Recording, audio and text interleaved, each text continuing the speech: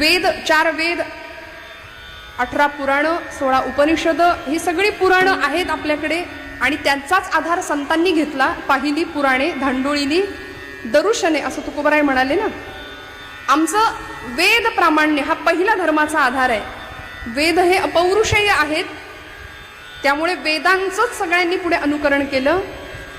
त्यानंतर स्मृती श्रुती ग्रंथ, यानंतर साधू संतांचा आचार, तिसरा आधार. पहिला आधार वेद प्रामाण्य, दुसरा स्मृती श्रुती ग्रंथ, तिसरा आधार आहे साधू संतांचा आचार आम्ही सांभाळायचा. संतांनी कसं सांगितलंय तसं ऐकायचं, वागायचं. आंधळेपणाने संत सांगतील तसं ऐकायचं, तसं वागायचं. आणि अजून सांगते, संत सांगतील तसंच वागायचं. म्हणजे संतांचं ऐकायचं आणि संतांचंच ऐकायचं, जसं यामध्ये फरक आहे ना. बाकी कुणाचं नाही ऐकलं तरी चालेल. आणि मग चौथा मुद्दा आहे, चौथा आधार आहे धर्माचा, तो आत्मनः तुष्टिरेवच. शेवटी सगळं जे काही चाललंय ते स्वतःच्या आत्म्याच्या तुष्टी करता, समाधाना करता, सगळं स्वतःच्या आनंदा करता चाललंय की नाही. पण तो आनंद तुम्हाला मला कधी मिळेल? तो आनंद संतांनी अनुभवला. किती उच्च पातळीवर जाऊन अनुभवला. गर्भाचे आवडी महाराजांनी अनुभव वर्णन केला.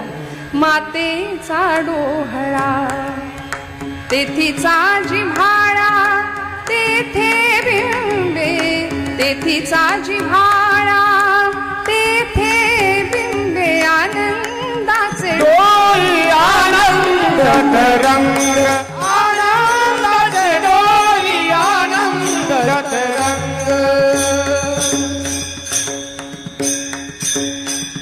मी आता दहिबाते महाराजांचा माईक काढून घेईन मला. विठ्ठल विठ्ठल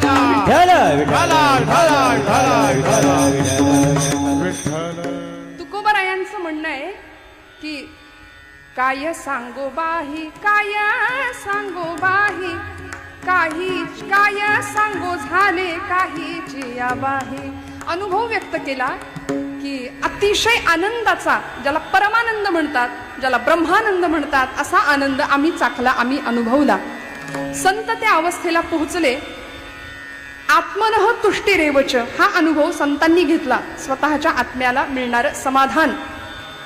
म्हणून तर नको आत्मस्थिती, नको ब्रह्मभाव, मी भक्त तू देव ऐसे करी. मला कुठल्याही पदाला नाही पोहोचवलंच तरी चालेल, देवा तुझ्या माझ्यातलं नातं देव आणि भक्ताचंच राहू दे, असा द्वैत भाव मागितला. नलगे मुक्ती धन संपदा, संत संग दे सदा असं म्हणतात तुकोबाराय. त्यामुळे मुक्तीही नको आम्हाला आणि काहीच नको म्हणाले, संतांच्या सहवासात ठेव, की जेणेकरून ज्या संतांनी आम्हाला अशी वाट दाखवली, मार्ग दावूनी गेले आधी, त्या मार्गावरून आम्ही वाटचाल केली, त्याचा परिणाम असा झाला, देवा तू भेटलास. म्हणून भगवंतांच्या आणि आपल्यामध्ये दुसरं कोणी येता कामा नये. एक तर सद्गुरू आणि दुसरं म्हणजे संत. विठ्ठल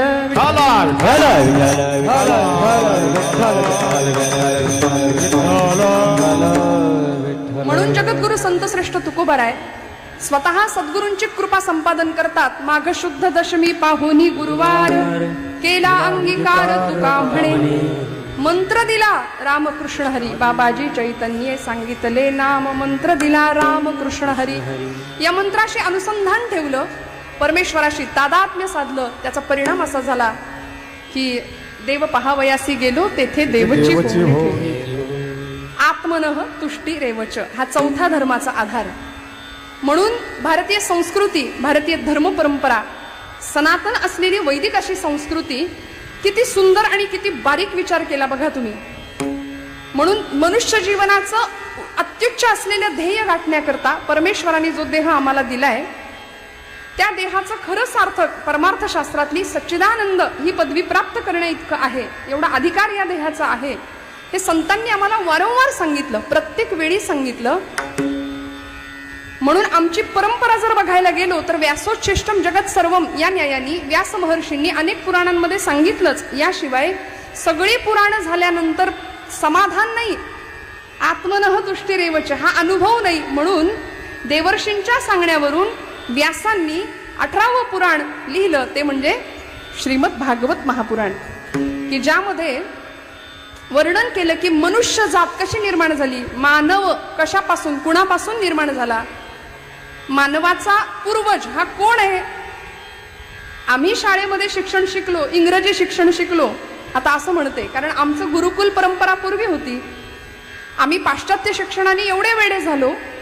लॉर्ड मेकॉले नावाचा एक इंग्रजी अधिकारी होता, तो इंग्रजांच्या बरोबर भारतात आला आणि त्यांनी इथली सगळ्यात पहिल्यांदा त्यांनी विचार केला की भारतावर जर राज्य करायचं असेल तर इथली शिक्षण पद्धती पहिली बदलली पाहिजे. कारण इथे गुरुकुल पद्धत होती, ती सगळी बदलली आणि कॉन्व्हेंटचं शिक्षण आलं, पाश्चात्य शिक्षण आलं आणि मग डार्विनचा उत्क्रांतीवादाचा सिद्धांत तुमच्या माझ्या पोरांच्या पुस्तकात आला. आणि म्हणून आमच्या एखाद्या मुलाला आता विचारलं शाळकरी की बाबा मनुष्य कशापासून निर्माण झाला, तर ते सांगतात माकडापासून, नाही का. डार्विनचा उत्क्रांतीवादाचा सिद्धांत काय सांगतो, मनुष्याची निर्मिती किंवा मनुष्याचा पुढचा वंश हा आमचे पूर्वज कोण. आता कसे बोलाल आपण, अहो कसं शक्य आहे, ज्यांनी शोध लावला त्यांचे असतील माकडं पूर्वज, आपले नाही. मनु आणि शतरूपा हे आपले मूळ पुरुष आहेत बरं, भगवंतांनी निर्माण केलेला. मनु पासून तयार झालेला मानव, म्हणून आम्ही सगळी मानव जात आहोत, मनुष्य प्राणी आहोत. या नरदेहीचे निज्ञाने सच्चिदानंद पदवी घेणे, एवढा अधिकार नारायणे कृपावलोकने दिधला. धन्य धन्य हा नरदेहो, येथील अपूर्वता पहा हो. जो जो की जे परमार्थला हो, तो तो पावे सिद्धी ते. पशुदेही नाही गती, ह्या दासबोधातले ओवे मी मुद्दाम सांगते बरं का आपल्याला. पशुदेही नाही गती, ऐसे सर्वत्र सांगती, या नरदेहीच प्राप्ती परलोकाची. 4 पायांच्या प्राण्यांसमोर कधी कीर्तनाचा कार्यक्रम झालाय असं आपण पाहिलंय नाही ना. त्यांना मुक्तीचा मार्ग नाहीये. 84 लक्ष योनी मात्रांमध्ये अखंड भटकंती सुरू होते आणि मग मानवदेह प्राप्त झाल्यानंतर इथे आमची ही येरझार थांबू शकते. नाही साधन केलं उत्तम परमार्थाचं तर पुन्हा एकदा पुनरपि जननम पुनरपि मरणम पुनरपि जननी जठरे शयनम, हे चक्र चालूच राहणार आहे. मग या चक्रातनं सुटका व्हावी, आमची ही येरझार संपून जावी, याकरता वास्तविक इथले नसलेले परंतु तुमच्या माझ्यासाठी इथे आले. येथे उपकारासाठी, येथे उपकारासाठी, येथे उपकारासाठी, येथे उपकारासाठी, येथे उपकारासाठी, येथे उपकारासाठी, येथे उपकारासाठी, येथे उपकारासाठी.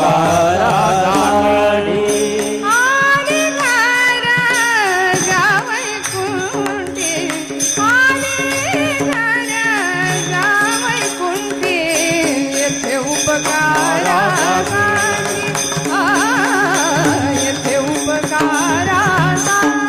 आले घर जावई मुले, आले घर जावई मुले, येथे उपकारासाठी, येथे उपकारासाठी, येथे उपकारासाठी. आले घर जावई गुंडी, आले घर जावई गुंडी, आले घर जावई गुंडी. उपकारासाठी आले घर जावई गुंडी, आले घर जावई गुंडी, आले जावई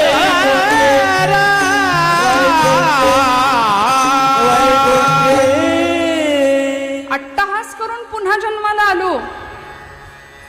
वैकुंठाचे वासी असलेले, वैकुंठ निवासी असलेले संत महात्मे तुमच्या माझ्याकरता आले आणि काय केलं. तुका म्हणे वत्स धेनवेच्या पोटी, तैसे मज येती सांभाळीत. सांभाळ केला दीनजनांचा, प्रपंचामध्ये भरकटलेल्या मनुष्य मात्राचा पूर्णपणे उद्धार व्हावा आणि सद्गती प्राप्त व्हावी, खऱ्या अर्थी जीवनाचा अर्थ कळावा, याकरता संतांनी धडपड केली, अखंड धडपड केली. समाज स्वास्थ्याचं संजीवन कुठं मिळतंय का याचा शोध घेत अंतर्बाह्य करचळले. त्याकरता समाजानं दिलेली निंदा, अपमान, अवहेलना, छळ, दुःख हसत हसत सहन केलं. आणि तुका म्हणे तोची संत सोशी जगाचे आघात, सगळे आघात सहन केले. का हो बुडते हे जन न देखवे डोळा, येतो कळवळा म्हणून या तुमचा माझा कळवळा आला. कारण सबंध मनुष्य जात विलक्षणपणे या सगळ्या येरझारीमध्ये फसलीये. मग या सगळ्यातून जर त्यांची सुटका व्हायची असेल आणि खऱ्या अर्थी जीवनाचं गंतव्य मिळायचं असेल, उद्धार व्हायचा असेल, तर यांना सरळ मार्ग दाखवला पाहिजे. म्हणून आले ज्ञानोबा, आले नामदेव महाराज, आले संत श्रेष्ठ नाथबाबा, आले शांती ब्रह्म म्हणवले जाणारे संत श्रेष्ठ एकनाथ बाबा.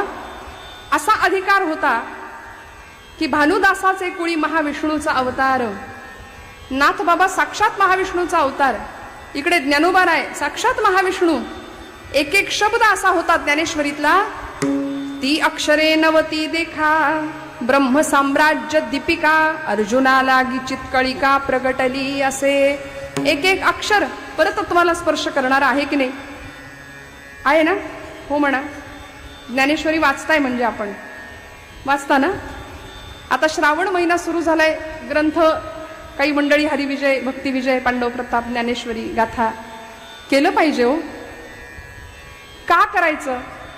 ज्ञानराज माझी योग्यांची माऊली, ज्ञानराज माझी योग्यांची माऊली, ज्ञानराज माझी योगाची माऊली, ज्ञानराज माझी योगाची माऊली. जेणे निगमावली प्रगटा केली, जेणे निगमावली प्रगटा केली, गीता अलंकार नाम ज्ञानेश्वरी, गीता अलंकार नाम ज्ञानेश्वरी. निगमावली प्रगट केली, निगमावली प्रगट केली, गीता अलंकार नाम ज्ञानेश्वरी, गीता अलंकार नाम ज्ञानेश्वरी, ज्ञानेश्वरी.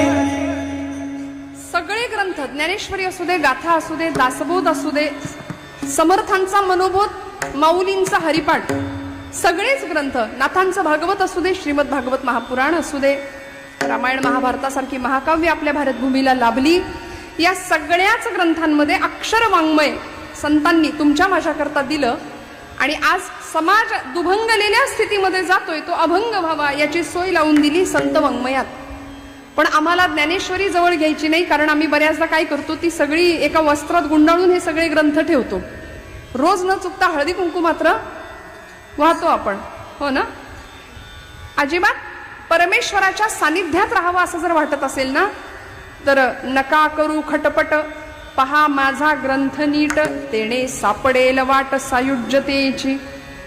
माझी काया आणि वाणी गेली म्हणाल अंतःकरणी, परी मी आहे जगज्जीवनी निरंतर. माऊलींची ज्ञानेश्वरी म्हणजे साक्षात ज्ञानोबा आहेत. समर्थांचा दासबोध म्हणजे साक्षात समर्थच आहे. तुकोबांची गाथा जी आमचा माथा सुधरवते, साक्षात तुकोबार आहेत. आम्हाला ज्ञानेश्वरी कळत नाही याचं कारण असं आहे, आईची भाषा लेकराला कळत नाही असं कधीच होत नाही. अडचण अशी आहे की आम्ही लेकरू व्हायला तयार नाही. आम्ही तेवढ्या निष्कलंक आणि निष्पाप मनाने संतांच्या वाङ्मयाकडे जात नाही. किती आम्ही ग्रंथांचा आदर करतो. मला असं नेहमी वाटतं, मी नेहमी बोलते की आमच्या सगळ्या जीवनातल्या प्रश्नांची उत्तरं जर कुठे मिळतील तर ती संत वाङ्मयात मिळतील, संतांच्या ग्रंथात मिळतील. म्हणून अक्षरांची पूजा करावी, अक्षरांची सेवा करावी. एकेका अक्षरात वसे माझा रमाकांत म्हटले तुकोबाराय. एकेका अक्षरात परतत्व आहे, परब्रह्म आहे. बर तुमचं माझं काव्य सकाळी पेपरमध्ये छापून आलं तर संध्याकाळी ते भेळवाल्याकडे जातं पुडी बांधायला. त्याचं तेवढंच आयुष्य असतं त्या कागदाचं, आमच्या काव्याचं, आमच्या प्रतिभेचं. पण संतांची प्रतिभा अशी विलक्षण होती की 750 वर्षानंतर सुद्धा आज ज्ञानोबांची एक तरी ओवी आमच्या वाचनात आली, आमच्या आचरणात आली, तर आमचं जीवन उद्धरून टाकण्याचं सामर्थ्य या ओवीमध्ये आहे. वा वा. नामदेवांनी वारंवार सांगितलं, एकतरी ओवी अनुभवावी, एकतरी ओवी अनुभवावी. आम्ही पारायणाच्या पारायण करतो, पण सगळं जाताना निघून तिचा अनुभव घ्यावा. आणि आईचं आणि लेकराचं जे नातं आहे ना, ते संतांचं आणि आपलं जुळावं, तर परमेश्वर आपल्याला प्राप्त होईल, तर परमेश्वराचं सानिध्य आपल्याला लाभेल. तुकोबराय म्हणतात की आयुष्याचा उद्धार व्हायचा असेल ना, तर संत सहवास तुमच्या माझ्या अत्यंत निकट असला पाहिजे. आणि एकदा का संतांचा सहवास आम्हाला लाभला, संतांच्या चरणाची आसक्ती आम्हाला जडली, परिणाम काय होतो? अभंगाचं प्रथम चरण. संत चरण रज लागता सहज, संत चरण रज लागता सहज, संत चरण रज लागता सहज, संत चरण रज लागता सहज, संत चरण रज लागता सहज, संत चरण रज लागता सहज, संत चरण रज लागता सहज, संत चरण रज लागता सहज, वासने के बीज जळून जाये, वासने के बीज जळून जाये, मग राम नामे उपजयावे, मग राम नामे उपजयावे, ते बीज जळून जाये, वासने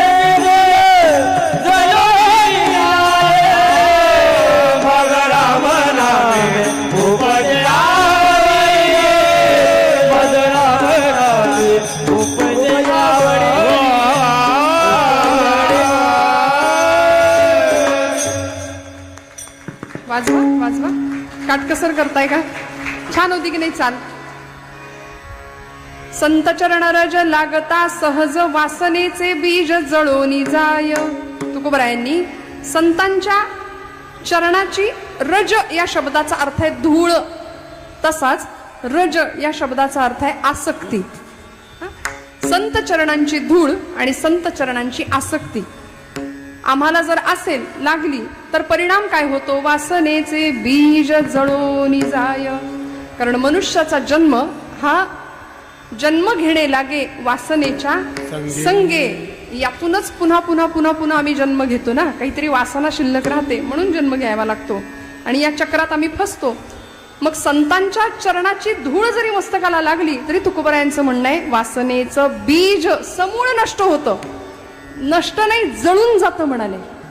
आणि अग्नीची ही ताकद आहे की या जगातली कुठलीही गोष्ट अग्नी भक्ष करतो. अग्नी हा एकमेव असा भगवंत आहे की सगळं संपतं अग्नीमध्ये, हो ना. मग आमचं बीज सुद्धा, वासनेचं बीज सुद्धा जाळून टाकण्याचं सामर्थ्य अग्नी, या अग्नीमध्ये. कुठला अग्नी? संतांचं जीवन हे वैराग्याचं प्रतीक आहे, आणि वैराग्य हे अग्नीसारखं असतं, धगधगतं. त्यामुळे संतांच्या सानिध्यात, संतांच्या वैराग्याचा जरी आम्हाला तो चटका लागला ना, तरी सुद्धा त्या चटक्याने आमच्या ठिकाणच्या समूळ वासना नष्ट होतात. एक निरोगी मनुष्य दिवसभरामध्ये जेवढ्या वेळा श्वासोश्वास करतो की नाही, तेवढ्या वेळा त्याच्या प्रत्येक श्वासाबरोबर वासना निर्मिती होत असते. आपल्याकडे शास्त्रकार सांगतात सात्विक वासना आहेत, राजस वासना आहेत आणि तामस वासना आहेत. त्यामुळे या सगळ्या वासना नष्ट करण्याचं सामर्थ्य हे फक्त संतांच्या सहवासात आहे. मी म्हटलं तुकोबराय सांगतायत आपल्याला, संत चरण रज लागता सहज. सहज जरी संतांची धूळ मस्तकाला लागली, किंवा संतांच्या चरणाचा, इथे आ हा शब्द अनुस्यूत आहे बरं, संत चरण नाही, संत आचरण. संतांचं आचरण सुद्धा आम्हाला बघावं लागेल. संतांचं बोलणं, वागणं, आचरण, काय सेवन करतात? उत्तम सेवना शीतळ कंठासी, उत्तम सेवना शीतळ कंठासी, पुष्टिकांती तैसी दिसेवरी ऐसी यांचा संग देई नारायणा. काय आचरण आहे, काय व्यवहार आहे. उत्तम सेवन शीतळ कंठासे पुष्टकांती तैसी दिसेवरी. संत ओळखायचे कसे हो. समाजामध्ये आज अशी काही मंडळी आहेत की अगदी भगव्या कपड्यातच असली पाहिजेत असं नाही, काही सफारीमध्ये सुद्धा फिरणारी, सफारी घालणारी असतात. सहज गेल्यानंतर सुद्धा एखाद्याच्या अस्तित्वाचा, एखाद्याचा एक मराठीमध्ये बोलायचं तर ऑरा असतो बघा. प्रत्येकाच्या व्यक्तिमत्वाची एक आभा असते. एखाद्याच्या सहवासात गेल्यानंतर छान वाटतं, प्रसन्न वाटतं. काही माणसांच्या सहवासात गेल्यावर नको नकोसं होतं. हा विषय वेगळा आहे. सकाळी उठल्याबरोबर अशी काही मंडळी समोर आली की आपल्याला वाटतं आज दिवस खराब जाणार. आपला अनुभव आहे प्रत्येकाचा. पण काही एखाद्याचा चेहरा समोर दिसला तर असं वाटतं अरे आज दिन बन गया, आज जमणार, आज दिवस छान जाणार आपला. मला असं वाटतं सज्जनतेच्या कसोटीवर जर उतरायचं असेल ना तर आम्हाला संतांनी सुद्धा काही लक्षणं दिली आहेत. कसं ओळखायचं. ज्यांच्या चरणाशी जायचंय, ज्यांच्या चरणाची धूळ मस्तकाला लावायची, किंवा ज्यांच्या चरणाविषयी आसक्ती. रज या शब्दाचे मी दोन अर्थ सांगितले, एक रज धूळ आणि दुसरा शब्द आहे आसक्ती. त्या चरणांची, त्या आचरणाची आसक्ती आम्हाला लागावी याकरता आधी संत कोण ओळखावं लागतील, ओळखावे लागेल ना. संतांना ओळखावं लागेल. मग शास्त्रकारांनी आम्हाला काही क्रायटेरिया दिलाय. आता ज्ञानोबांपासून तुकोबरायांपर्यंत, निळोबरायांपर्यंत, समर्थ रामदास स्वामी, अलीकडच्या काळातले वासुदेवानंद सरस्वती टेंबे स्वामी महाराज, दत्त संप्रदायातले पंत महाराज बाळेकुंद्रीकर असतील, आमच्या गोंदवल्याचे ब्रह्मचैतन्य गोंदवलेकर महाराज असतील, परमपूज्य गुरुदेवता बेळगाव निवासी संतश्रेष्ठ श्री कलावती देवी असतील. अनेक संत आजपर्यंत होऊन गेले. आजपर्यंत अलीकडच्या काळापर्यंत स्वामी समर्थ असतील अक्कलकोटचे, असंख्य संत मांदियाळी. पण आपल्याला परंपरा आठवते ज्ञानोबांपासून. भागवत धर्म मंदिराच्या रचनेचा पाया घातलेले संतश्रेष्ठ ज्ञानोबा, तिथून ती परंपरा सुरू होते. मग या सगळ्या संतांच्या मांदियाळीमध्ये आताचे संत बसतात का. कारण कलियुगाचा प्रताप इतका भीषण आहे, इतका महान आहे. माझं नाही, तुकोबरायांचंच म्हणणं आहे. ऐसे संत झाले कली, ऐसे संत झाले कली, ऐसे संत झाले कली, हो ऐसे संत झाले कली, ऐसे संत झाले कली, ऐसे संत झाले कली, ऐसे संत झाले कली, ऐसे संत झाले कली. हाती तमाखूची नळी, हाती तमाखूची नळी, हाती तमाखूची नळी, हाती तमाखूची नळी, ऐसे संत झाले गुणी, ऐसे संत झाले गुणी, ऐसे संत झाले गुणी, ऐसे संत झाले गुणी. भांग भुरका हे साधन, गाथेतले शब्द आहेत महाराजांचे. पचनी पडे मद्यपान, ऐसे संत झाले कली. आता या चाली बघा, ते कसं त्यांचं चालूच आहे की नाही. या चाली आल्या की हात थांबत नाही, आपल्या माना डोलायच्या राहत नाहीत. कारण ही चाल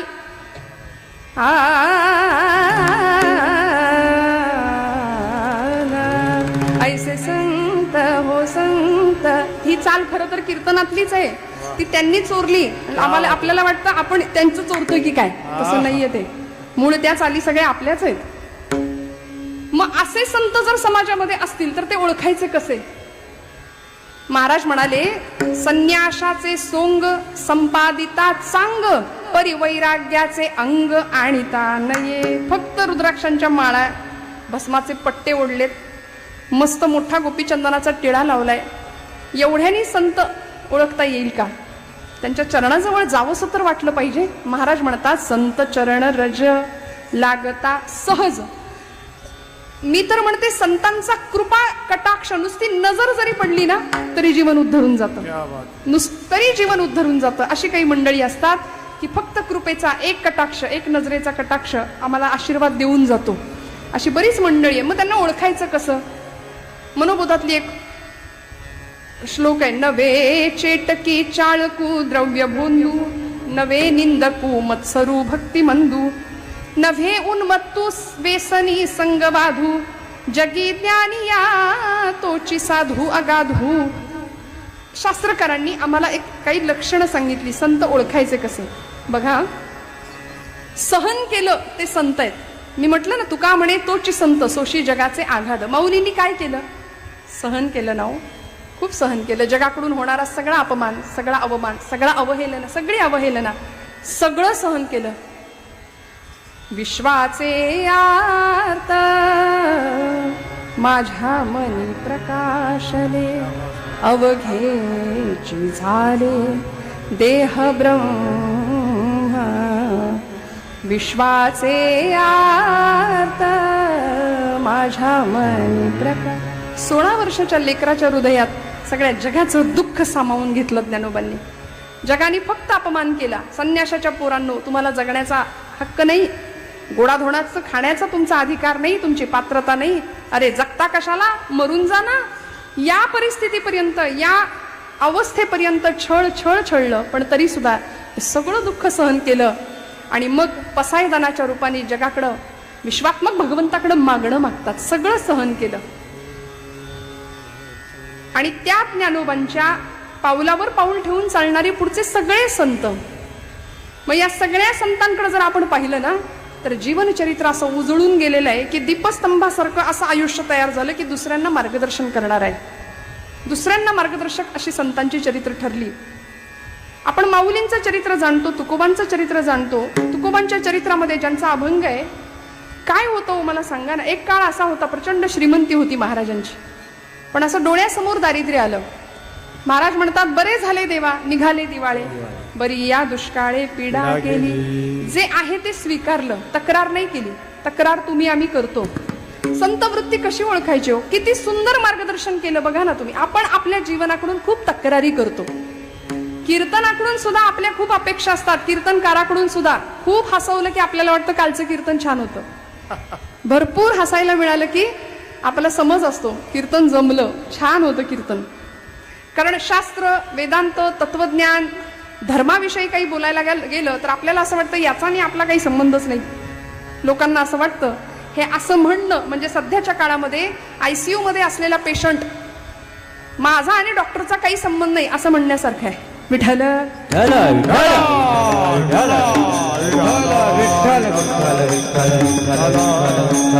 मला सांगा ना, आता नाही केली धर्माची चर्चा तर कधी करायची? आता नाही कीर्तनामध्ये संतांचा गुणगौरव केला तर कधी करायचा? फक्त 2 तास मनोरंजन आणि टाइमपास असेल तर आयुष्याचा विनोद व्हायला वेळ नाही लागणार. तिकडं बांगलादेश पेटलाय, ती वेळ आपल्यावर यायला वेळ नाही लागणार. आपलं कसं असतं, कुणाच्या घेण्यात नाही, कुणाच्या देण्यात नाही. आम्ही बाबा कुणाच्या घेण्यात नसतो, देण्यात नसतो. आम्ही आमचं आयुष्य, आमचं 2-3 टाइमचं गिळायला मिळालं आम्हाला, आमचा प्रपंच, आमची पोरं बाळ मस्त, आमचं. आणि हे आम्ही 4 चौघात मोठेपणा मिरवून बोलतो. आम्ही कोणाच्या घेण्यात नसतो, देण्यात नसतो. तिकडे जगाला समाजाचं वाटोळं का होईना हे आम्ही अभिमानानं सांगतो. आणि ही मोठी दुर्दैवाची बाब आहे. आम्ही कुणाच्या घेण्यात नाही, देण्यात नाही असं म्हणणं हे सगळ्यात मूर्खपणाचं लक्षण आहे. आता घेण्या देण्यात असलं पाहिजे. आता समूहाने राहण्याची फार मोठी गरज आहे, प्रचंड मोठी गरज आहे. आम्ही नाही एकत्र आलो. संतांनी आम्हाला हेच तर शिकवलं ना. वेळोवेळी काय गरज होती ज्ञानोबांना सगळ्यांसाठी मागणं मागायची? स्वतःपुरतं मागता आलं असतं. संजीवन तत्वाचा स्पर्श स्वतःच्या जीवनाला करून घेतला माऊलींनी, स्वतःचाच उद्धार करता आला असता. पण जे खळांची व्यंकटी सांडो, दुष्टांचा सुद्धा दुष्टपणात जाऊ दे असं दिव्य मागणं का मागितलं असेल? तुकोबरायांच्या आयुष्यामध्ये प्रचंड प्रतिकूलता होती प्रपंचाची, पण तरी सुद्धा परमेश्वराचं भजन केलं आणि जगाला उत्तम असा मुक्तीचा मार्ग महाराजांनी सुद्धा आम्हाला दाखवून दिला.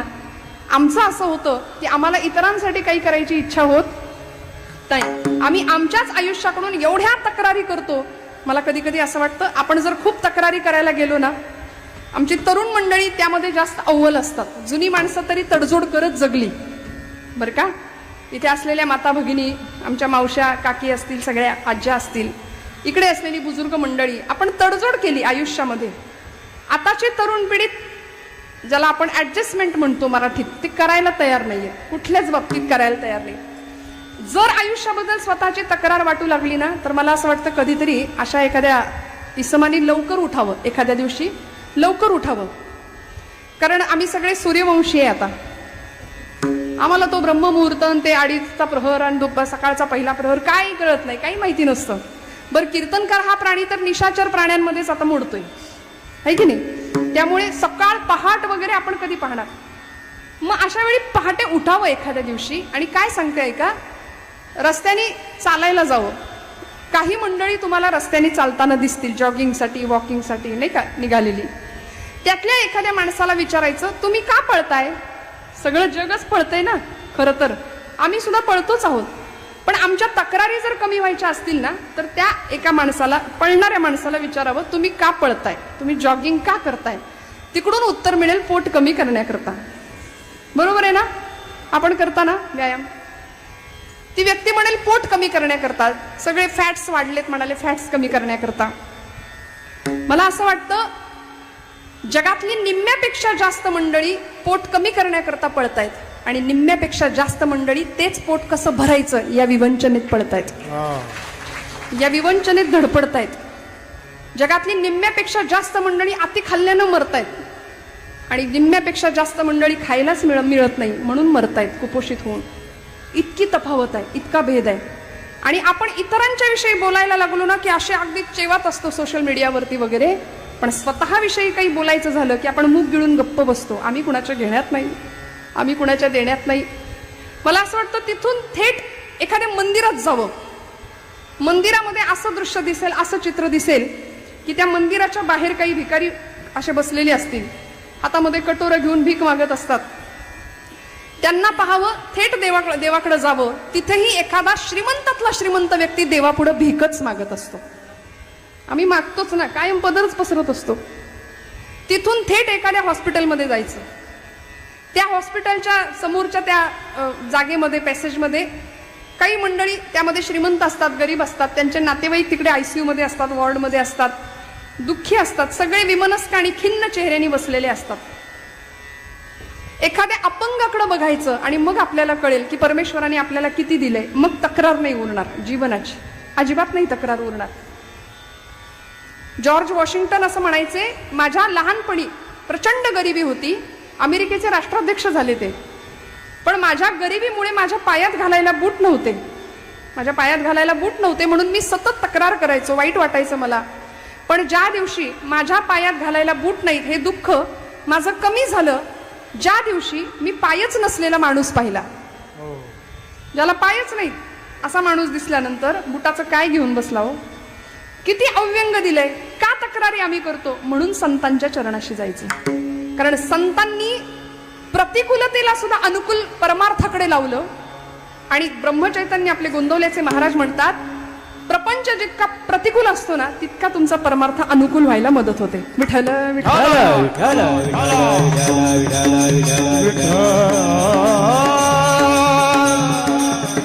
म्हणून प्रपंचातली प्रतिकूलता परमार्थाची अनुकूलता ठरत असते.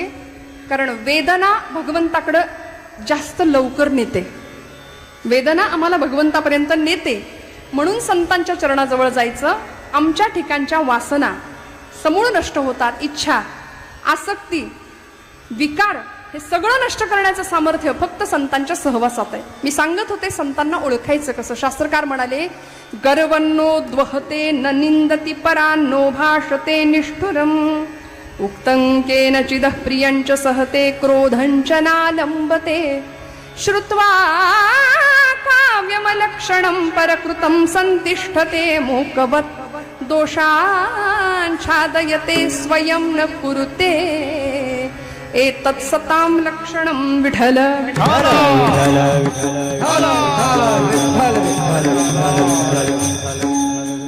गर्वन्नोद्वहते हा श्लोक कदाचित पूर्वी ऐकलाय की नाही तुम्ही मला माहिती नाही. पहिला नियम आणि पहिलं लक्षण सांगितलं, संत कधीच गर्व करत नाही. लक्षात ठेवायचं, ज्याच्याकडे अहंकार आहे, मी पण आहे ना, 4 फूट लांब राहायचं आपण त्याच्यापासून. करते पण जो स्वतःकडे घेतो ना त्या माणसाजवळ सुद्धा, वाऱ्याला सुद्धा थांबायचं नाही. गर्वन्नोद्वहते न निंदति परान, दुसऱ्याची निंदा ज्यांच्या चित्ताला शिवत नाही. दिवसभर बघा, आपण निरीक्षण करा. अख्खा दिवस आपण आपल्या वाणीने किती पाप करतो. आपण निरीक्षण, दुसऱ्याकडे कशाला बघायचं, आपण आपल्याकडे पाहूया. आणि दुर्दैव असं आहे की आपल्याला आपल्याकडे पाहायला वेळ नाहीये. मुरारी बापू म्हणतात, हम लोग इतने एंगेज हो गए हैं अभी, कभी खुद को फोन लगा के देखा है. एंगेस्टोन सुनाई दे का म्हणाले. केलंय का आपण कधी असं? आपलाच फोन घ्यायचा, आपलाच नंबर आपल्याच फोनवरनं डाईल करायचा. करून बघा आज काय होते. एंगेस्टोन सुनाई देगी. अभी इस समय सभी लाईन व्यस्त है असं उत्तर येईल आपल्याला. कारण आम्ही आपल्या आतमध्ये बघायला तयार नाही, आम्ही आत डोकवायला तयार नाही. स्वतःचा श्वास सुद्धा आम्ही ऐकत नाही शांतपणे. बघा तुम्ही इतके धावतोय अखंड दुसऱ्यांची निंदा करण्यामध्ये, पारावर बसून हातामध्ये पत्ते, आणि या जगामध्ये क्रांती झाली पाहिजे, याचं काही खरं नाही, त्याचं काही खरं नाही. मग राजकारण असू दे, तिकडं खेळ असू दे, धर्मकारण असू दे, यावर आम्ही गप्पा भरपूर मारू, पण व्यक्तिगत पातळीवर स्वतः काय करतोय याचा विचार आम्ही नाही करत. न निंदती परान, दुसऱ्याची निंदा नाही करणं. म्हणून ती निंदा आमच्याकडून होता कामा नाहीये, ती होते म्हणून तर ती धुवून काढण्याचं काम, आमची जीभ आमची वाणी धुवून काढण्याचं काम नाम करतं. हरिनाम प्रक्षाळी जिव्हे ते, जीभ धुवून काढण्याचं काम काय करतं? नाम करतं. बरं, म्हणून संतांनी नाम दिलं आम्हाला. न निंदती परा नो भाषते निष्ठुरम. नो भाषते, कधीच कुठल्याच प्रकारची उग्र भाषा संतांच्या मुखात नसते. मग भगवी कपडे असलीच पाहिजेत असं काही नाही. बघा, साधी आमच्या आजूबाजूला सुद्धा अशी माणसं असतात, कधी कुणाला लागेल टोचेल असं बोलत नाही. आपण बघा ना, दुसऱ्याच्या हृदयाला घरं पडतील अशी काही काहींची वाक्य आणि बोलणं असतं की नाही. बर, शब्दांनी झालेली जखम फार भयानक असते. शस्त्राची जखम भरून निघते श्रोते हो, पण शब्दांनी झालेला व्रण आयुष्यभर माणसाच्या लक्षात राहतो आणि आम्ही तो ठेवतो. सोडून द्यायला शिकलं पाहिजे की नाही. 25 वर्षापूर्वी माझ्या पोरीच्या अमुकाच्या लग्नामध्ये मी गेले, मला हलकी साडी नेसवली, काय 250 रुपयाची. आता माझ्या पोराच्या लग्नात मी बघते तिचं कसं. आता हे आम्ही करतो की नाही? खरं सांगा महिला वर्ग, आहे की नाही?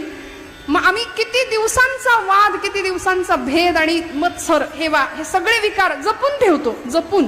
खरं तर यांना हाकलून दिलं पाहिजे वेळच्या वेळी.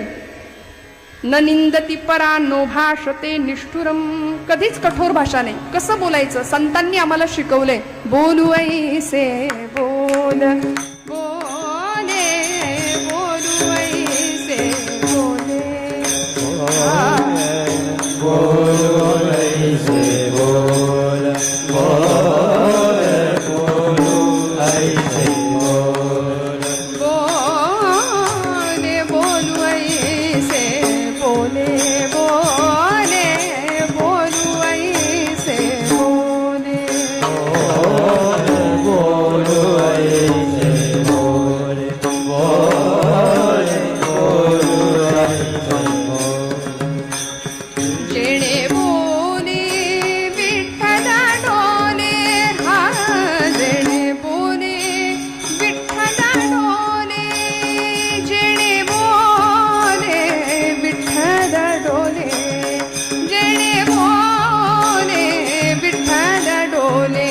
हो प्रेम सर्वांगाचे ठाई, हाई प्रेम सर्वांगाचे ठाई.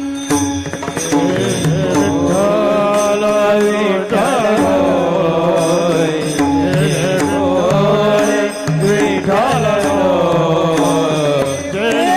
प्रेम सर्वांगाचे ठाई, प्रेम सर्वांगाचे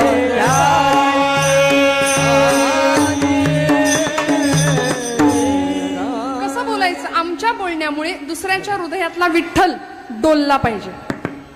आता कसं बोलायचं बघा, जमेल का हो? दुसऱ्याच्या हृदयातला विठ्ठल डोलला पाहिजे असं आमचं बोलणं जमेल का आम्हाला? संध्याकाळ झाली, इकडून यायला उशीर झाला, इथं केल्याची किंमत नाही, खाल्ल्याची किंमत नाही, गिळा. आता जेवा म्हणण्यामध्ये आणि गिळा म्हणण्यामध्ये फरक आहे की नाही? पण आम्ही काय उच्चारतो शब्द? आता आपलं आपण बघा, आहे की नाही? गिळा एकदाशी. इतकं गोड बोलावं. संतांनी आम्हाला सगळी आचारसंहिता दिली आहे. बोलू ऐसे बोले, जेणे बोले विठ्ठल डोले, नो भाषते निष्ठुरम. उक्तं केनचिदः प्रियंच सहते, क्रोधंच नालंबते. कुणी काहीही बोललं, अप्रिय बोललं, 4 शिव्या जरी घातल्या ना तरी संत प्रतिक्रिया देत नाहीत म्हणाले. क्रोधंच नालंबते, रागवायचं नाही. आता असं जरी संतांचं लक्षण असलं तरी एकेकाळी समर्थ रामदास स्वामी सांगतात, उद्धटासी उद्धट. कारण हा काळ असा आहे की जर आम्हाला महात्म्यांचं तत्वज्ञान फार आमच्या कानी कपाळी ओरडून इतकं गळी उतरवलंय ना शालेय अवस्थेपासून, आपल्याला एका गालात कुणी मारली तर दुसरा गाल आपण पुढे करावा, असं आपल्याला लहानपणापासून शिकवलंय. पण असं नाहीये आणि आता असं करून जमत नाही. इतकी भयान भीषण परिस्थिती आजूबाजूला आहे ना, तर आम्हाला सर्वतोपरी सज्ज, शस्त्रांनी, अस्त्रांनी, शास्त्रांनी सर्वतोपरी सज्ज राहिलं पाहिजे. काळ असा विलक्षण भीषण आहे. आज एका महिलेवर जर अत्याचार झाला तर आपला जीव कासावीस होतो की नाही?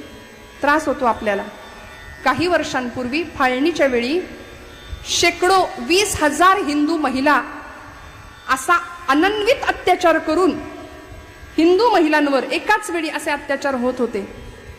देहाचे तुकडे करून ती प्रेत तुकड्यांनी ट्रेनच्या ट्रेन भरून भारतामध्ये पाठवली होती. हिंदू माणसांची अशा कत्तली झाल्या होत्या. आणि आज इतक्या वर्षानंतर पुन्हा एकदा बांगलादेशमध्ये तीच परिस्थिती आपण पाहतोय. आज हिंदुस्थानामध्ये हिंदू धर्माची परिस्थिती जर काय असं पाहायला गेलं तर मला असं वाटतं 22 जानेवारीला राम सिंहासनावर प्रतिष्ठित झाले आपल्याकडे. काय घडलं? काय मोठा परिणाम झाला हो रामांच्या प्रतिष्ठापनेनंतर? सगळी माणसं सावध झाली की जी बेसावध आहोत आम्ही असं दाखवत होती, पण ती खऱ्या अर्थी सावध झाली. 500 वर्षांचा वनवास भगवंतांनी संपवून भगवंत सिंहासनावर प्रतिष्ठित झाले. पण 500 वर्षामध्ये जातीपातीत विभागलेला हिंदू समाज एकत्र यायला तयार नाहीये अजूनही. 30 कोटी मुसलमान एकत्र आले मात्र. इतकी भयान भीषण परिस्थिती झाली आहे. आजूबाजूला आपण आपल्या पुढच्या भवितव्याचा विचार करूया. पुढचा काळ 2047 साल सगळा हिंदुस्थान हिरवा बनवण्याची जर ती त्यांची तयारी चालू असेल तर आपण सनातनी वैदिक धर्माचे आहोत. आपण जातीपातीत का वाटायचं, का विभागायचं याचा विचार बारकाईने करूया. आज जर आपण शांततेमध्ये विचार न करता धर्माचं शिक्षण घरातल्या मुलांना आपण नाही देऊ शकलो तर आमच्यासारखे नतदृष्ट आणि दुर्दैवी आम्ही आहोत. कारण आमच्या भविष्यकालीन पिढ्यांचा प्रचंड भविष्य आम्ही धोक्यात घालतोय. रक्ताचे पाट वाहतील श्रोते हो. इतकी भयानक परिस्थिती होईल. रात्री कधी गळे चिरून नेतील ही मंडळी आम्हाला कळणार नाही. इतकी भयान भीषण परिस्थिती निर्माण होण्याची शक्यता असताना आपण जर निवांत राहिलो, कोणाच्या घेण्यात नाही देण्यात नाही, याकरता हे उत्सव, हे सोहळे झाले पाहिजेत. वारंवार नामघोष झाला पाहिजे. हिंदू धर्माचा आचार विचार सांभाळला गेला पाहिजे. तरच आम्ही भक्त म्हणून घेण्यात सिद्ध होऊ. आता अशी परिस्थिती आहे. तुकोबरायांनी आम्हाला सांगितलं, विंचू देव्हाऱ्याशी आला, देवपूजा नावडे त्याला, तेथे पैजाराचे काम, अधमाशी तो अधम. शिवपिंडीवरती जर विंचू बसलाय तर तिथे त्याला दुधाचा अभिषेक नाही करायचा, तिथे पैजाराचंच काम आहे. तुकोबरायांसारख्या संतांनी आम्हाला जर हे वारंवार समजावून कानी कपाडी ओरडून सांगितलं असेल तर आता संतांचं आचरण करण्याची आमची गरज आहे. नको त्यांच्या मागे न लागता संत काय सांगतं, संत वाङ्मय काय सांगतं त्यानुसार आचरण असावं. उक्तं केनचिद प्रियंच सहते क्रोधंच नालंबते, श्रुत्वा काव्यमलक्षणं परकृतं संतिष्ठते, मुकवत दोषांछादयते स्वयं न कुरुते एतत्सतां लक्षणं. संतांची लक्षणं आम्हाला सांगितली. मग आता एवढं सगळं जर संत आम्हाला देतायत, काय करतात संत? आमची जीवनाकडे बघण्याची दृष्टी बदलून टाकतात. संत सृष्टीत नाही बदल करत. मी उदाहरणांनी पटवून देते आपल्याला. संत सृष्टीत बदल नाही करत. आहे ती परिस्थिती नाही बदलू शकत. संत जीवनाकडे बघण्याचा दृष्टिकोन आम्हाला देतात. कबीरांकडे एक गृहस्थ गेला बरं का. आपण जागेत ना सगळे? नक्की. विठ्ठल विठ्ठल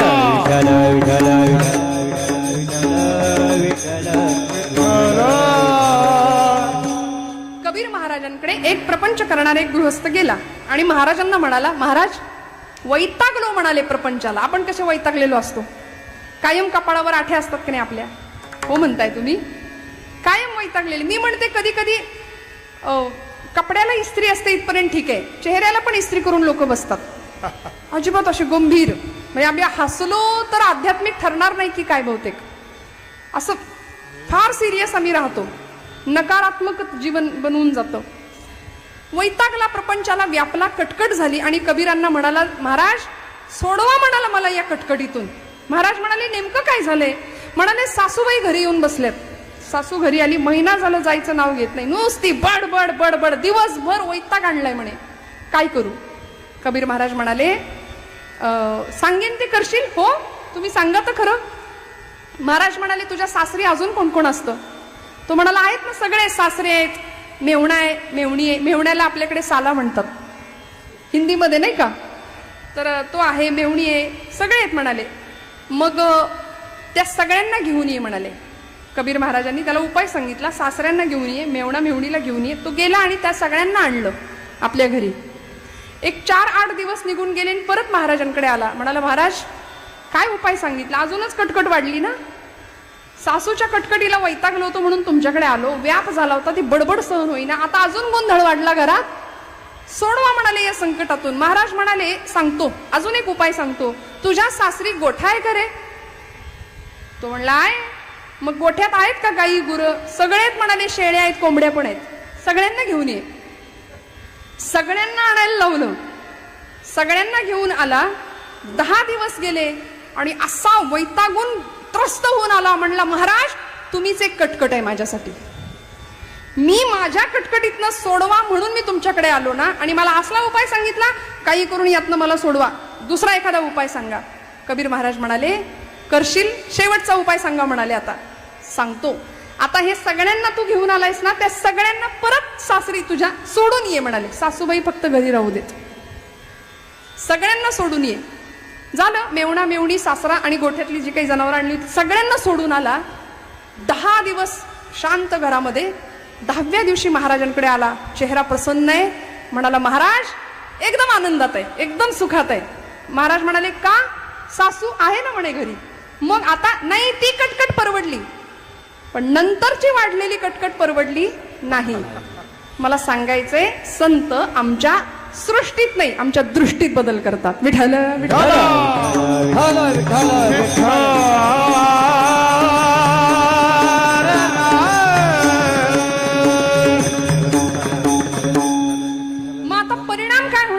वासना संपून जाणार आहे ना, इच्छा संपून जाणार आहे, जीवनातला नकार संपून जाणार आहे. आशा आणि तृष्णा या 2 गोष्टी अशा आहेत, अहंता आणि ममता या 2 गोष्टी अशा आहेत की जीवन सुखाने जगू देत नाहीत.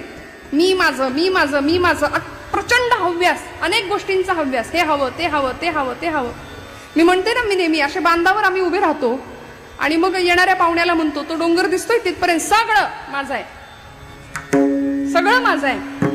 ती धरणी माता हसते आपल्यावरती, म्हणते याचा पणजा सुद्धा असाच म्हणायचा, आजा गेला पणजा गेला बाप मसणा गेला, देखत देखत नातू पण तोही तैसा झाला. सगळे त्याच मार्गाने गेलेत आणि हाही याच भ्रमात आहे की हे सगळं माझं आहे.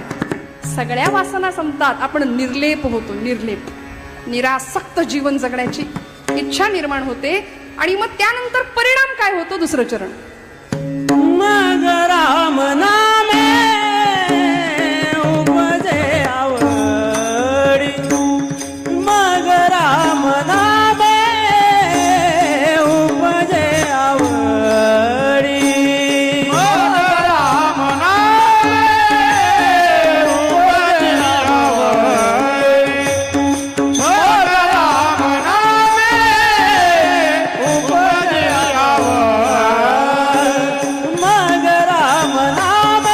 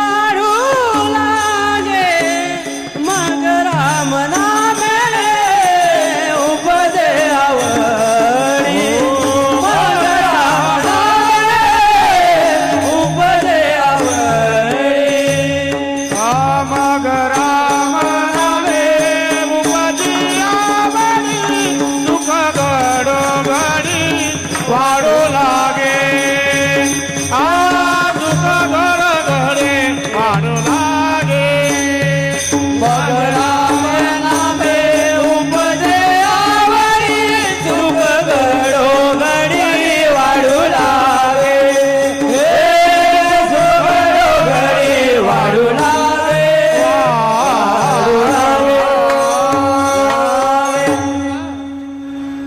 प्रत्येक क्षण भगवन नामामध्ये वेचला जातो हा परिणाम आहे संतांच्या संगतीचा, संतांच्या सहवासाचा. जीवनमुक्त अवस्थेला आम्ही पोहोचतो. सत्संगत्वे निस्संगत्वम, निस्संगत्वे निर्मोहित्वम, निर्मोहित्वे निश्चलत्वम, निश्चलत्वे जीवनमुक्ती. काय अवस्था प्राप्त होते हो? अहम निर्विकल्पो निराकार रूपो विभुर्व्याप्य सर्वत्र सर्वेन्द्रियाणि सदा मे समत्वं न मुक्तिर्न बंध चिदानंद रूप शिवोहम शिवोहम न पुण्यम न पापम न सौख्यम न दुःखम अहम नैव न भोज्यम न भोक्ता चिदानंद रूप शिवोहम शिवोहम न मे मृत्यु शंका न मे जाति भेद पिता नैव मे नैव माता न जन्म न बंधुर्न मित्रं गुरुर्नैव शिष्य चिदानंद रूप शिवोहम शिवोहम. या अवस्थेला संत आम्हाला पोहोचवतात. आपणासारिखे करीती तात्काळ नाही काळ वेळ तया लागी. मग नामाचा महिमा त्यांना कळाला तो तुम्हाला मला पटवून सांगतात. परिणाम काय होतो? मग रामनामी उपजे आवडी. आवड उपजावी, उपज होते आवडीची. आत्ता आम्ही भक्ती करतो असं नाहीये, भक्ती करत नाही असं नाही, करतो पण आवडीने करत नाही ना. भगवंताच्या नामाबद्दल आमच्या अंतःकरणामध्ये आवड उपजली पाहिजे आणि ती संतांच्या सहवासाने होते. आवडीने भावे हरिनाम घेसी परिणाम तुझी चिंता त्यासी सर्व आहे नाथ बाबा म्हणाले ना आम्हाला हरिपटात त्यांच्या. त्यामुळे आवड भगवंताच्या नामाविषयी. मग ते नाम एकदा अंगात असं मुरलं ना की परिणाम काय होतो? परेहुनी परते घर तेथे राहून निरंतर. वैखरी वाणीचे 4 प्रकार आहेत, परापश्यती, मध्यमा आणि वैखरी. वैखरीने घेतलेलं नाम, मग ते विठ्ठलाचं असू दे, ते रामाचं असू दे, आपली उपास्य देवता कुठलीही असू दे, ते नाम झिरपत झिरपत झिरपत झिरपत जातं परावाणीपर्यंत. जसं झाडाच्या आपण खोडाजवळ पाणी घालतो तर ते पाणी झिरपत झिरपत मुळापर्यंत जातं आणि मग शाखा विस्तार होतो, मग फुलाफळांचा विस्तार होतो. तसं परावाणीने घेतलेलं नाम भगवंताला इतकं आवडतं की नामदेव महाराज म्हणतात सर्व सत्ता आधी हाता नामयाचा खेचर दाता. भगवंत आपली सत्ता भक्ताच्या स्वाधीन करतो. जनाबाईंनी इतकं नाम घेतलं की ते जात सुद्धा नाम घ्यायला लागलं. सुंदर माझ जात ग बाई राम नाम गात ग, सुंदर माझ जात ग बाई राम नाम गात ग. माझ जात बाई राम नाम सुंदर माझ जात बाई राम नाम गात. महिला वर्ग आवडतात ना आपल्याला ओव्या. आपण नेहमी ये रे बा विठ्ठला आपण नेहमी ओवी म्हणतो ना, आज थोडी वेगळी म्हणूया. माझ्या बरोबर म्हणा. जीव शिव दोन कुंडे, जीव शिव दोन कुंड, ज्या जात्याला असती ग. सुंदर माझ जात ग बाई राम नाम गात ग, सुंदर माझ जात ग. सासू सासरे नणंद बाई, सासू सासरे नणंद बाई, जाच फार करती ग. दळुनी दळुनी पीठ बाई, सासू पुढे ठेवीन ग. सुंदर माझ जात ग बाई राम नाम, सुंदर माझ जात ग बाई राम नाम. संचित दळण दळिता दळिता, कुठलं दळण दळलं हो जनाबाईंनी? संचित दळण दळिता दळिता, श्रमले दोन्ही हात ग. 84चे फेरे फिरता स्थिर झालं येथ ग. सुंदर माझ जात ग बाई राम नाम गात ग. सुंदर माझ जात ग बाई राम नाम गात ग. सुंदर माझ जात ग बाई राम नाम गात ग. सुंदर माझ जात ग बाई राम नाम गात ग.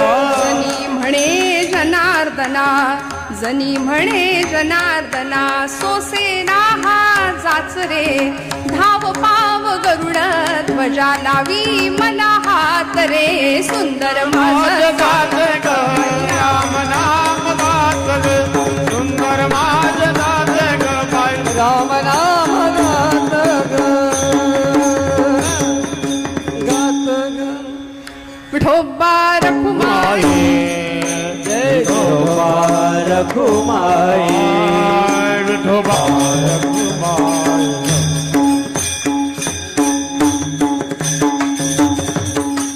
संत चरण रज लागता सहज वासनेचे बीज जळोनी जाय मग राम नामी उपजे आवडी सुख घडोघडी वाढो लागे.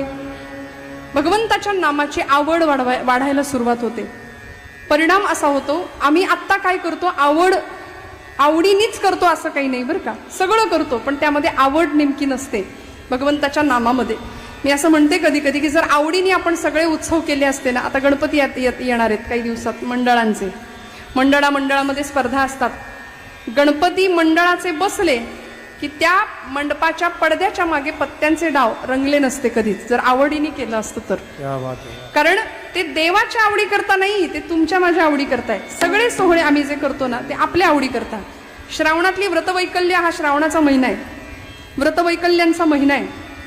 आपण अगदी पहिल्या दिवसापासून ते शेवटच्या दिवसापर्यंत रोज काही ना काही निदान प्रत्येक सोमवार तरी आपण उपवास करत असाल हो ना.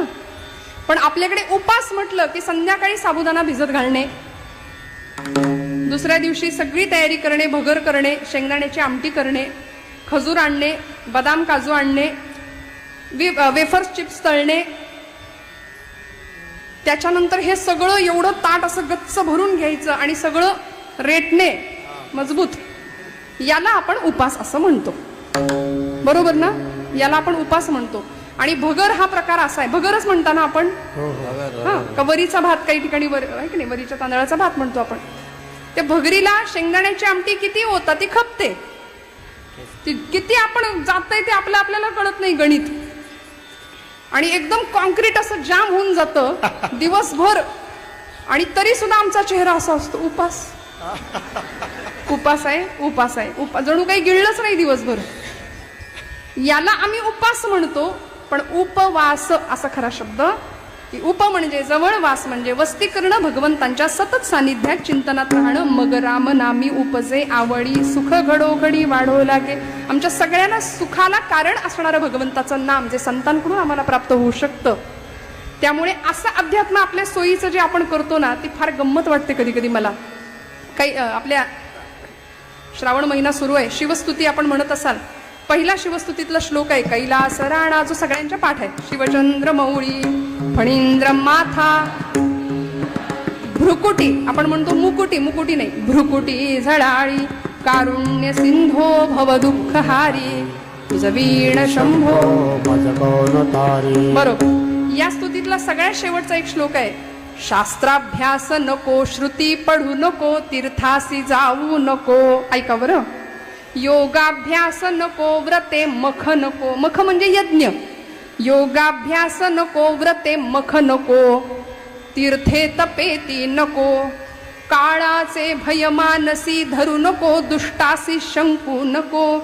ज्याची या स्मरणे पतित तरती तो शंभू सोडू नको. विठ्ठल विठ्ठल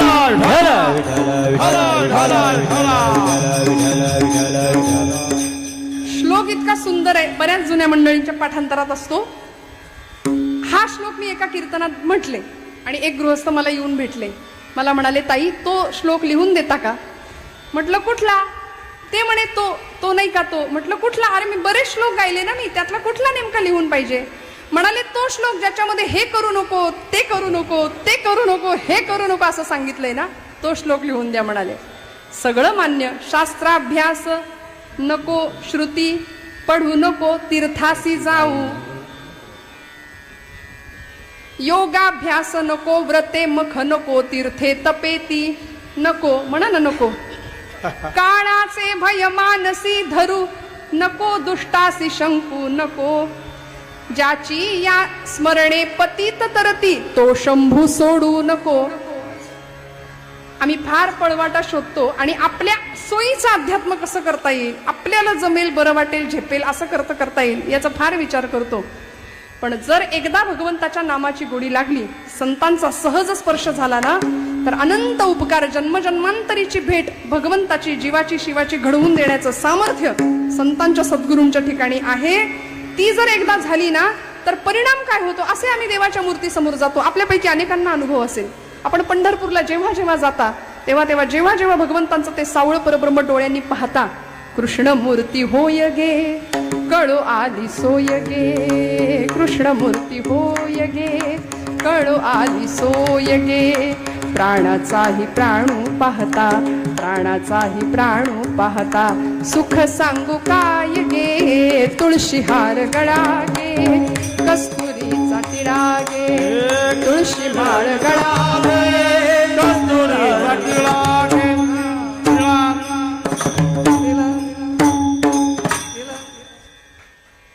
पितांबराची कास गे, कसा भगवंत आहे, कशली सावकाश गे.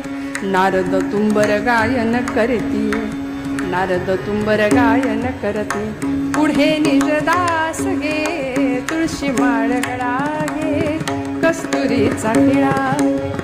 इतकं साजरं गोजरं भगवंतांचं रूप पाहिल्यानंतर जो निष्ठावंत भक्त आहे ना, जो जातीवंत भक्त आहे ना, त्याच्या डोळ्यातनं अश्रुधारा येतात. पांडुरंगाला पहा, किती दिवसांनी पंढरपूरला जा, आपला आराध्य इष्टदैवत आहे, त्याच्याकडे पाहिलं की अशा नकळत धारा वाहतात. हाच परिणाम संतांच्या संगतीचा आहे, सद्विचारांच्या संगतीचा आहे, श्रवणाचा आहे. येथे मोक्ष असे आयता श्रवणा माझे का म्हटलंय, माऊलींनी का प्रतिज्ञा केली. खरं तर हा माऊलींचा स्वभाव नाहीये, पण माऊली सुरुवातीलाच प्रतिज्ञा करतात, परी अवधान ऐकले दिजे, मग सर्व सुखासी पात्र होईजे, हे प्रतिज्ञोत्तर माझे उघड ऐका. माऊलींचा हा स्वभाव नसताना सुद्धा माऊली प्रतिज्ञा करतात आणि ठामपणे सांगतात की श्रवण भक्ती, कीर्तन भक्तीमध्ये इतकं सामर्थ्य आहे की सगळी सुख तुमच्या पायाशी लोळण घेतील. मग येणारा अनुभव हा शब्दांच्या पलीकडचा असतो. तो नेमका काय असतो, अभंगाचं 3रं चरण.